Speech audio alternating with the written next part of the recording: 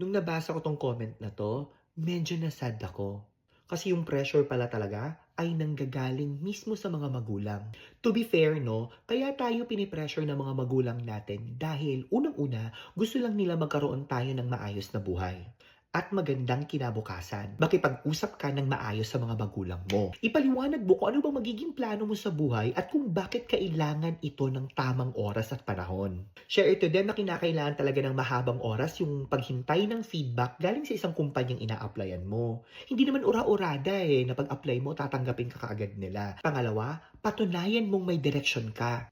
Katulad niyan, you're pursuing your skills like in photography, videography, painting, dancing. Sabihin mo sa kanila na may seryosong goal ka.